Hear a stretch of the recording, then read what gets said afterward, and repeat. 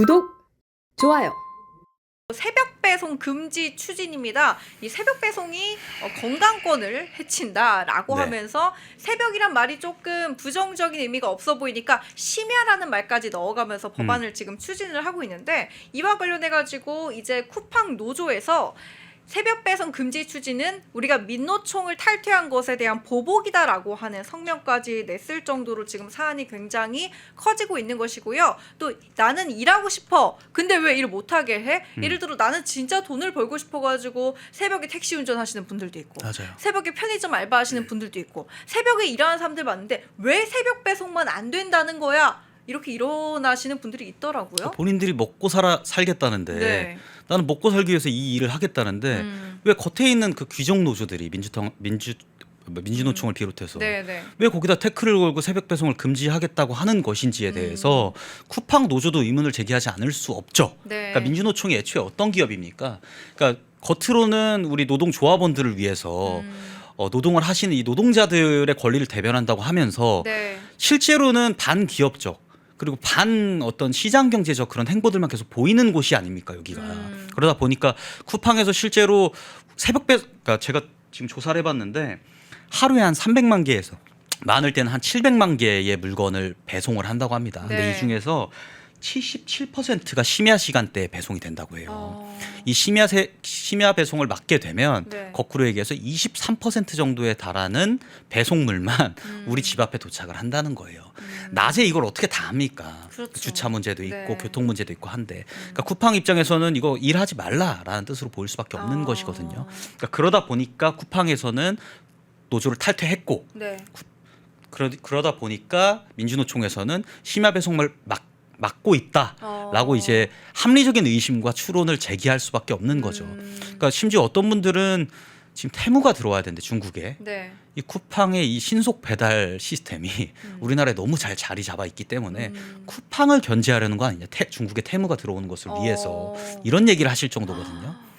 테무는 새벽 배송은 못 하잖아요. 외국에서 오는 거니까. 만약에 우리나라에 네. 들어오게 돼서 네. 쿠팡의 자리를 대신하게 된다면 본인들은 또 할 수도 있죠. 근데 그러네요. 일단은 쿠팡을 밀어내기 위해서 네. 지금 쿠팡을 자꾸 압박하고 있는 게 아니냐, 이런 이런 의견들까지 네. 내시고 있다라는 점을 좀 말씀드리는 네. 겁니다. 뭐 알리, 퇴무 뭐 이런 중국 기업들 때문에 우리나라 기업들이 지금 많이 시름을 앓고 있는 상황이라는 거 저희가 모두 다 알고 있는데, 자꾸 중국 기업에게만 유리하고 우리 기업에게는 불리한 그런 일이 있지 않았으면 좋겠다라는 생각을 하면서요. 저는 아까 네. 그 부동산 얘기하면서 민주당 의원들이 조금은 스탠스를 좀 바꿔 나가고 있다 이런 말씀을 하면서 칭찬을 드렸는데, 네.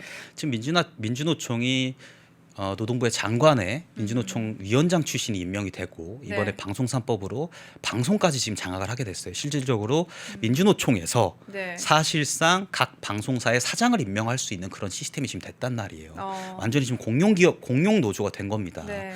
근데 이렇게까지 지금 공용 노조가 된 상태에서 계속해서 반국가적, 반기업적 그런 행태들만 보이고 있는데 왜 민주당 의원들은 가만히 있냐? 그러니까 그동안 민주당을 도왔던 것도 사실이고, 오죽하면 민주노총에서 민주당 국회의원들, 정치인들을 향해서 어디 갑자기 감히 개가 주인을 물어, 이런 얘기들까지 그냥 서슴없이 할 정도로 네. 사실상 우리나라의 어떤 일련의 마피아적인 큰 집단이 되지 않았습니까? 네.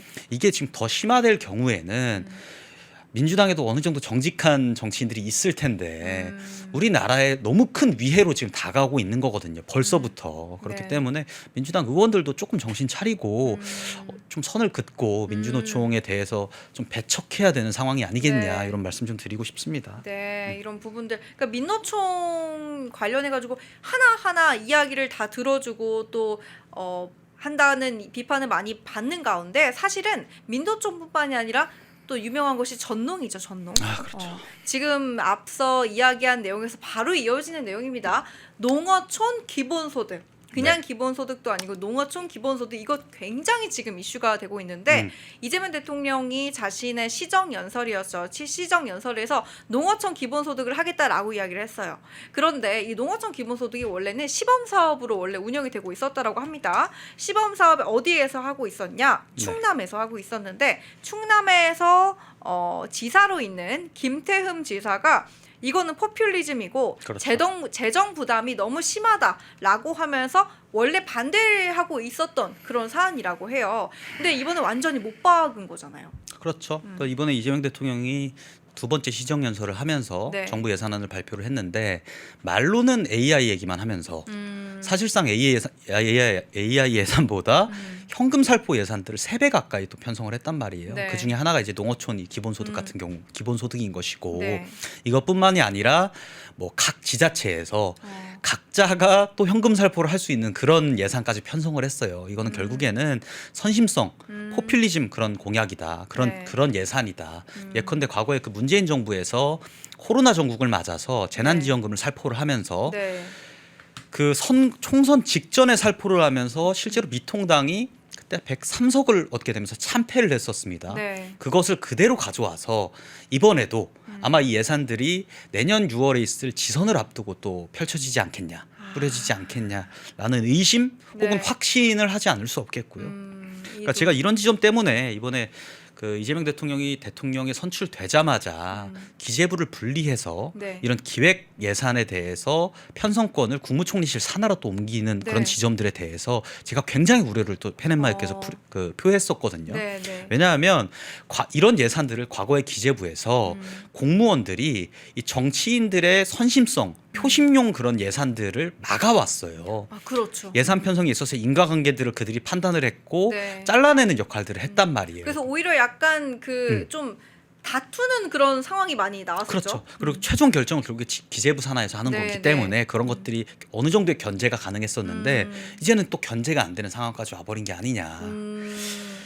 이런 말씀을 드립니다. 그래서 네. 저는 결과적으로 이렇게 뭐 확장 재정이라면서 뭐 장기적인 성장 동력을 만들겠다고 얘기는 하고 있지만 네. 과거에 그 이재명 대통령이 경기도지사 시절에 했던 그 현금 살포 정책들이 실제로는 그 승수 효과가 한 0.2 정도 나왔던 거 아닙니까? 네. 그러니까 100만 원 뿌리면 한 20만 원 정도의 그 경제 효과가 일어났다는 것인데 그것을 우리나라 전체적으로 지금 확장을 해서 확장 재정을 통한 표심용 정책들을 지금 남발을 하고 있고 이것들은 전반적으로 다 국채를 발행하면서 진행할 수밖에 없는 것이기 때문에 지금 기자님이라든지 저라든지 혹은 여기 보고 계시는 시청자분 자녀들 미래 세대들이 다 떠안아야 될 부채로 남게 될 거다라는 말씀 좀 드립니다. 그러니까 제가 국회를 다니면서 최근부터 네. 이제 용해인 기본소득당 의원을 필두로 한 네. 여러 가지 기자회견이라든지 아니면 국회의사당 본관 앞에서 다양한 분들과 함께 파란색, 민트색 옷을 입고 네. 이제 기본소득 제정하라 하는 게 요즘에 좀 많이 보였거든요. 네네. 이걸 보면서 뭔가를 기획하고 있나? 뭔가를 준비하고 있나? 이런 네. 생각을 스쳐 지나갔어요. 네네. 근데 그리고 나서 최근에 이 정말로 딱 나와버린 거 보고서 아, 이들은 정말 이러한 것들을 체계적으로 하나하나 필요합니다. 해야만 합니다. 뭐 이렇게 하나하나씩 쌓아가서 마지막에 빵 퍼뜨리는구나. 그러니까 이번에 저희가 지금 국가 채무 그 금액이 네. 1,100조에서 지금 1,400조로 올라가겠다는 게 명확하고 또 과거에 문재인 정부 때 50%를 넘었던 국가 채무율이 네. 윤석열 정부 때 40%대 중반으로 또 안정을 시키지 않았습니까? 네. 이것이 다시 50%를 넘어가게 돼요. 이거는 그냥 팩트입니다. 네. 그런데 이렇게 국가 채무가 계속 증가하고 있는 와중에도 계속 채무를 그 국채를 발행하면서 채무 비율을 올리고 있잖아요. 네. 그럼 우리가 빚을 내서 뭔가 이제 돈을 써야 된다고 하면 장기적인 투자가 담보가 돼야 되는 거거든요. 근데 지금 대미 투자액도 저희가 500조 원이라고 한다면 네. 지금 결국에는 우리나라 국정 예산 1년 국정 예산에 거의 준하는 금액이에요. 이 준하는 금액만큼의 우리의 외환 보유액이 앞으로 10년에 걸쳐서 차근히 빠져나가야 되는 상황이 됐고 둘째로는 국가 채무율도 이렇게 오르고 있는 상황이 됐는데 이렇게 빚을 내서 계속해서 선심성 포퓰리즘 공약들을 펼치고 있는 이유가 뭐냐. 그러니까 이 정부가 우리나라의 국정 미래에는 전혀 관심이 없다는 거라고 저는 좀 단언컨대 말씀드리고 싶고 당장 표심용 정책을 하는 것들은 저는 정치인으로서 기본적인 자질이 안 돼 있는 거다. 그러니까 내가 지금 당장 욕을 먹을지언정 정치인은 보통 욕 먹을 준비가 되어 있어야 한다고 하지 네, 않습니까? 모든 정책적 배경과 그 기저에 있는 어떤 상황들을 국민들께 다 상세히 설명시키고 교육시킬 수 없기 때문에 내가 우리 그 전문 인력들과 수많은 수기와 토론을 거쳐서 만든 이 정책이 장기적으로는 우리 국가, 우리나라에 도움이 될 거다라는 것들을 설득해야 되는 것들이 정치인의 책무거든요. 근데 그게 아니라 당장 내가 얼마 줄게, 그리고 선거 직전에 얼마 줄게를 위해서 이렇게 계속 국채를 발행하는 것들은 정치인으로서 우리나라 이게 내란이 아니고 뭐겠습니까? 이게 우리나라를 망치고 본인들 지금 당장 내년에 지방선거에서 표 많이 얻겠다고 네. 많이 당선되겠다고 지금 펼치고 있는 거 아닙니까? 이게 내란인 거다. 정치인으로서의 기본적인 덕목 자체가 애초에 성립이 애초에 가지고 있는 게 아니다, 이런 말씀을 좀 그러니까 드리고 싶네요. 국민들이 반대하는 사안에 있어서 내가 어떠한 신념이 있으면 네. 거기에 대해서 정말 국민들한테 이쁨 받아야지가 아니라 국민들을 설득해가지고 내가 바꿀 거야, 아니면 욕먹을 거라도 할 거야라는 이 신념이 네. 말씀 주신 게 정말 이명박 대통령의 그 IMF 때 조금 두드러졌잖아요. 다들 엄청 욕하고 우리나라를 미국에 팔아넘기는 거다. FTA 때. 네, 했었는 IMF래, FTA 때. 그랬다가 나중에 시간 지나고 나서 지금 이제 관세가 15%냐 25%냐 이 이야기 나오니까 그제서야 사람들이 0% 맞아요. 무관세가 정말 엄청난 거였구나. 그걸 이제 깨닫고 있는 거더라고요. 그러니까 보통 이제 부채를 만든다고 하면은 그거에 따른 상환 계획도 있어야 되고, 네네. 부채를 져서 우리가 그 금액만큼 이 예산을 왜 편성을 해야 되느냐, 왜 집행을 해야 되는 어떤 일련의 당위성이 있어야 되는 겁니다. 네. 우리가 그냥 한 가정만 보더라도 우리가 연봉 예를 들면 어머니 아버지 합쳐서 네. 5천만 원이라고 가정을 했을 네. 때 우리가 5천만 원의 빚을 추가로 져서 네. 뭔가를 지금 집행해야 된다라는 것들을 가족회의에서 결정을 하게 된다면은 그 이유가 전제가 돼야 되는 거 아닙니까? 우리가 당장 그 5천만 원 빚을 져서 당장 어디 뭐 한 끼에 50만 원짜리 오마카세를 먹으러 가자라고 결정 내릴 집안은 아무데도 없을 거란 말이에요. 근데 지금 이재명 정부는 야, 우리가 오마카세 사줄게. 이거 결국에 너네가 갚아야 되는 돈인데 너네 모르지. 우리가 당장 오마카세 한 사람당 50만 원짜리 사줘서 4인 가족 기준으로 200만 원씩 지원해 줄게. 현금 살포해 줄게. 이런 식으로 지금 정책을 펼치고 있다는 거란 말인 거죠. 네, 제가 아까 IMF라고 잘못 말했네요. IMF는 1997년도에 터졌던 그 DJ 때죠. 계속해서 위기를 경고했음에도 묵인한 거에 대해서 터진 그런 경제 위기였고, FTA는 제가 아까 잘못 말씀드린 한미 무역 협정입니다. 제가 정정해 드리고요. 마지막으로 다룰 내용은 이재명 정부 예산안 마찬가지인데, 이번에는 조금 내로남불 이야기가 나오는 것이 특수활동 경비 있잖아요. 네. 그게 윤석열 정부 때는 완전히 삭감했다가 네. 대통령실 특수활동비를 슬그머니 되살렸다라고 하는 건데, 근데 이게 이것뿐만이 아니라 또 문제가 또 많다고 들었는데, 네. 제가 조금 인상 깊었던 것이 어떠한 기사 한 줄을 보니까, 근데 결국에는 12월 2일까지 뭐 국민의힘과 민주당이 잘 합의해가지고 뭐 하길 바란다. 그런데 아니, 합의를 일단 하려면은 민주당에서 거대 의석을 가지고 있는데 네. 과연 국민의힘이 어떤 식으로 싸워야 이들을 설득하고, 어떤 식으로 싸워야 이런 기본소득이라든지 특활비 내로남불 비용이라든지 이런 것들을 어떻게 해야 삭감할 수 있는 거예요? 일단 물리적으로는 불가능합니다. 그러니까 과거에는 가능했었어요. 네. 그러니까 야당이든 여당이든 여야를 가리지 않고 각 국회의원들이 각자 본인이 헌법기관인 것을 자각하고 네. 국민들을 대신해서 의견들을 냈단 말이에요. 어느 정도 우리 당에 따르는, 당론에 따르는 그런 스탠스들은 있었는데 이것이 과연 합당한가? 예를 들면 법안을 하나 발의하는 데 있어서 네. 예산안을 통과시키는 데 있어서도 합당한가에 대해서 명확하게 보고 국민들께 명징하게 설명하고자 했었어요, 과거의 국회의원들은. 근데 아까 말씀드렸던 것처럼 민주당이 지금 거의 의견이 일원화되고 있지 않습니까? 어떤 정책이 나오든 어떤 상황이 되든 우리는 무조건 정부 여당 이재명 정부의 기조에 따라서 찬성을 하지 않으면 그 안에서 또 내부 포화를 맞는단 말이에요.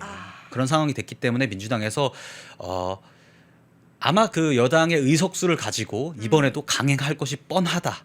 그러니까 과거에 그 나경원 의원이 법사위에서 얘기했던 것 중에 하나 제가 네. 인상 깊었던 것이, 나경원 의원이 지금 계속 그 여러 지금 몇 대 국회들을 지금 겪어오고 있지 않습니까? 네, 네. 근데 아마 지지난 그 국회에서는 20대 국회에서는 그 민주당이 야당의 의견을 전혀 받아들이지 않고 강행했던 법안이 4개인가 5개밖에 안 된다고 했었어요. 근데 지금 이재명 정부 들어서 이번 21대 총선 들어서 국회 네. 들어서 120건 이상이 지금 강행이 됐다고 해요. 다시 얘기하면 국민의힘 너네 필요 없어. 우리 일당 독재할게. 우리 그냥 다 같이 통일 안 하면 안에서 집안에서 패는 거고 통일 다 시켜서 적극적으로 다 강행을 시켜버린다는 거예요. 그 거대 의석을 이용해서. 네. 그러다 보니까 아마 그거를 막지는 못할 것 같고 저희는 이걸 국민들께 계속 알리고 네. 국민들까지는 그래도 아직까지 저는 무서워하고 있다고 믿고 있거든요. 그래서 국민들께 알리고 심지어는 민주당을 지지하는 지지자분들께도 적극적으로 알려서 민주당 정부에서 지금 이런 식으로 법을 강행하고 있고 이 예산안 자체에 있어서도 이런 부분들은 틀리지 않았냐라고 사고하게 할 수 있는 그런 어쨌든 우리가 환경들을 계속 만들어 나가야겠다. 그러기 위해서는 우리가 방송에서도 좀 열심히 떠들고 해야 되는데 자꾸 또 이상한 패널들이 아직까지 활개치고 있는 거 보면 그 부분은 조금 아쉽죠. 아니 그러니까 이게 참 저희가 쟁점 법안 이야기할 때도 네. 엄청 많이 저희가 말씀 주신 것처럼 떠들었잖아요. 네. 뭐 이런 노란봉투법 안 되고 상법 개정안 안 되고 뭐 방송법 3법 이렇게 바꾸면 안 되고 계속해서 얘기를 했는데 결국에는 필리버스터도 하고 뭐 맞아요. 이진숙 위원장 쫓아내기 법이다 뭐 말도 만들어가지고 우리가 최대한 열심히 싸워봤지만 네. 결국에 결과는 전부 다 강행, 전부 다 통과였던 것이 이게 정말로 필요했던 법이냐에 대한 토론과 수기가 충분히 이루어지지 못하고 그냥 오로지 힘의 논리에 의해서만 맞아요. 그렇게 된다라는 거에 대해서 조금 개인적으로 무력감을 느꼈다라는 표현이 맞을까요? 그런 이야기가 저희는 나오는 무력감을 게, 느낀다기보다 뭐 국민분들께서는 무력감을 느끼실 수도 네. 있겠지만 저희는 끝까지 써서 이게 정치가 가능할 거라고 봅니다. 그러니까 정치라는 것이 아무리 기운다고 하더라도 네. 이번 제가 매번 강조드리건데 이번 지선을 전후로 상당한 분열 그리고 민주당 내에서 상당한 분열이 이루어질 예정이다. 그렇기 때문에 우리가 그 시점에 맞춰서 어떤 포지션, 어떤 지지율을 가질 수 있을지를 보고 네. 우리가 그것을 목표로 해서 장동혁 대표랑 일심동체로 우리가 같이 싸워 나가는데 주력을 해야겠다라는 말씀을 드리는 겁니다. 네, 영원한 권력은 없기 때문에 네. 오만하지 않고 겸손한 권력만이 오히려 끝이 좋다라는 건 저희가 다 기억을 하고 있는데 저희가 민주당 뭐 패널뿐 아니라 네. 민주당의 뭐 의원들 네. 그리고 뭐 나아가서는 이번에 방통위에서 억울하게 날아갔던 이준숙 위원장이라든지 저 네. 개인적으로도 만나 봬요. 따로 만나 뵙고 이러이러한 의견들도 나누고 지금 민주당에서 아까 천하람 의원이랑 여러 가지 얘기들 했다고 네. 한 것처럼 아무리 그렇게 독재를 추구한다고 하더라도 일당 독재를 추구한다고 하더라도 그 안에 있는 분들은 다 대한민국 국민들이기 때문에 그렇죠. 이게 틀렸다라고 얘기할 여지 그리고 가능성들은 분명히 있는 겁니다. 심지어는 아까 말씀드렸던 것처럼 지선을 앞두고 그 안에서 내부적인 분열과 파열음이 날 것이 네. 명확하기 때문에 그 전에 저희도 나름대로 지금 공식적으로 말씀드리긴 어렵습니다만 네. 여러 가지 전략과 전술을 통해서 네. 물리적으로 뭐 의석수로는 저희가 방어가 안 되겠죠. 그러나 여러 가지 전술들을 통해서 준비를 잘 하고 있다라는 네. 말씀을 좀 드리고 싶고 지금의 민주당이 마치 북한 같다고 말씀하시는 분들도 많아요. 우리가 과거에 어떤 그 간첩법으로 잡혀가신 분들이 주장했던 것처럼 고려 연방제를 하지 못했던 이유가 우리 국회의원 150명, 북한 국회의원 150명이 300명이 만약에 틀을 이룬다고 한다면 네. 저쪽에서는 150명 올인을 하기 때문에 우리는 각자가 판단하지만 올인을 하기 때문에 결국에는 북한에서 임명한 북한의 그 종북주의자들이 추구하는 방향대로 끌려가지 않겠네 나라가. 그래서 고려연방제가 사실 불가능한 것이라고 이제 얘기들이 나왔는데 네.